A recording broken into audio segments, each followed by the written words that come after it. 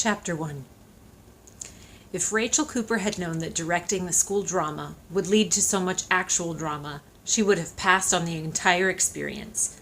But since directing a play was written into her yearly teaching contract, she wasn't exactly allowed that option. Still, she liked to think that with a hint of foresight, she might have saved herself the grief and opted out. After her idyllic summer road trip, she was not emotionally prepared for the jarring experience of diving full force back into her life. Although she'd put off coming home as long as possible, she could no longer delay the inevitable. The start of a new school year loomed close on the horizon, bringing in its train a full juggernaut of responsibilities. At least she had friends to help share the load. Lynn fanned herself with a Stu's Diner menu and scanned the room for their server. They had Clark this time, the cute new waiter with dimples and an unstoppable cowlick. "Have you chosen a play yet?" she asked. "No," Rachel frowned at her friend. "I've been putting it off until school starts, and I know how many kids actually want to try out. There's no use letting it be a Christmas Carol all over again." She sighed, remembering the time she'd chosen a classic but cumbersome script with more parts than available players. Even with doubling, she had been forced to coerce unwilling students into joining the cast. A few good-spirited faculty members had also been pressed into service, making cameo appearances just to help her out. "Never again," Rachel intoned sagely, blowing steam from the surface of her coffee. Next to Lynn, Anne grunted and rolled her eyes in memory of the Christmas Carol incident. As Rachel's sister, ex-roommate, and closest confidant, Anne wasn't afforded the luxury of forgetting. Lynn continued to fan herself. "What's up with this place today?"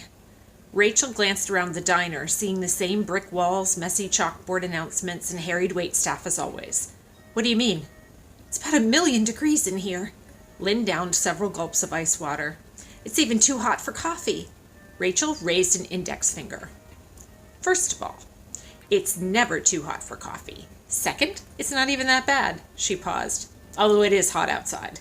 Anne nodded. "I love my job, but I really do hate this time of year." August and September, typically the hottest months in Florida's subtropical climate, made Anne's outdoor work as a horse trainer somewhat more challenging than usual. "I'll drink to that." Rachel clinked her coffee mug against her sister's unraised glass of sweet tea. "I don't think I'll even be ready for tomorrow." Lynn swiped some perspiration from her upper lip and took another drink of water. Anne refilled Lynn's glass. "Don't be so dramatic. This is probably your 100th first day of school." "That's a bit of an exaggeration, but at any rate, it doesn't get any easier." Anne snorted. Rachel leveled a narrow gaze across the table at her sister. "What?" "First days are the easiest by far." "And do you know this because of your vast teaching experience?" Anne rolled her eyes. "No, but I was a student once too. I had plenty of first days of my own. Everybody had new books and pencils and lots of paper, and the teachers were shiny and well-dressed, and nobody misbehaved on the first day, at least not that I recall." Anne had a point. Rachel chose to ignore it. "Here comes Clark," she told Lynn. "You can ask him if the air conditioner's broken," although clearly it wasn't.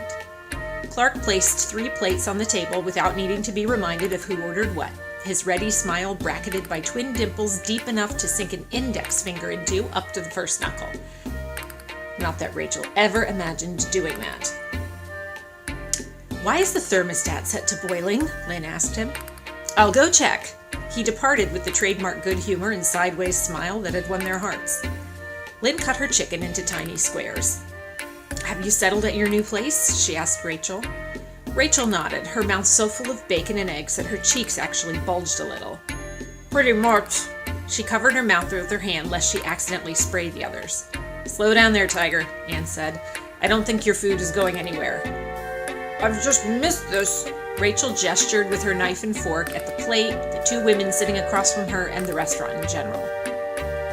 "Well, 8 weeks is a long time to be on the road." Lynn took a delicate bite and washed it down with the last of her water. She lifted her empty pitcher in the air until Clark, in the act of delivering plates across the room, spotted her and dipped his chin in acknowledgement. Rachel gave a mighty swallow, almost choking, as the overambitious mass worked its way down. Eyes watering, she reached for her coffee. Anne shook her head and spooned oatmeal into her mouth, watching Rachel as if she were a lab experiment in progress. "You never learn." "My new place is really nice," Rachel said, gasping a little as the giant wad of food made its way down her esophagus. Then, when Lynn and Anne raised their eyebrows in tandem, she said, "It's very..."